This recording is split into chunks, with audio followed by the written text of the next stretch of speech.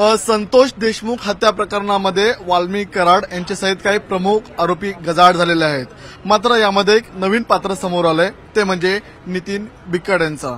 नितीन बिकट हा व्यक्ती नेमका कोण आहे या संदर्भात आपण सुरेश धस यांच्यासोबत बोलणार आहोत.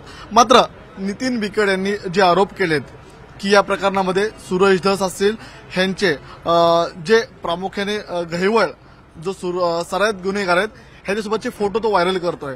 अण्णा काय सांगाल? बघा, फोटो कोणी कोणाचे काढतं ते निलेश घायवळ हे त्यांचे नातेवाईकाच्या लग्नाला ते आमच्या आष्टीमध्ये आले होते. जाता जाता माझ्याबरोबर फोटो काढले. मी सांगितलं माझे दोन्ही मोबाईल तुमच्याकडे देतो आणि हे सर्च करा. या दोन्ही फोनमध्ये कधी त्यांचा फोन मला आलेला आहे किंवा माझा फोन त्यांना गेलेला आहे असं असलं तरी बाद झालं. नितीन बिकट हे नवीन पात्र या प्रकरणात आलेले समोर. नितीन बिकटचा नेमका काय रोल होता यामध्ये?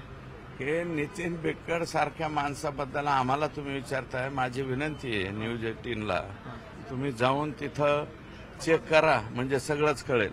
सातपुड्यावरती जी बैठक झाली अण्णा, त्या सातपुड्याच्या बैठकीत होता तो नितीन बिकट होता.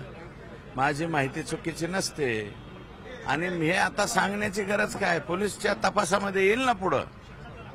तर आपण या ठिकाणी पाहिलं असेल नितीन बिकट हे धनंजय मुंडेंच्या सातपुडा या निवासस्थानी होते आणि त्यांच्यासोबत खंडणी संदर्भातली बैठक झाली होती. त्यामुळे नितीन बिकट यांनी आरोप जरी फेटाळलेले असले तरी सुरेश धस यांचा आरोप कायम आहे. नितीन बिकट सातपुडावरती जी धनंजय मुंडे यांच्या ठिकाणी बंगल्यावर बैठक झाली त्या बैठकीसाठी उपस्थित होते. त्यामुळे नितीन बिकट यांची पोलीस चौकशी करणार का याकडे सर्वांचं लक्ष लागलेलं आहे. व्हिडिओ जर्नलिस्ट गणेश सह मी तुषार रुपनावर, न्यूज 18 लोकमत, मुंबई.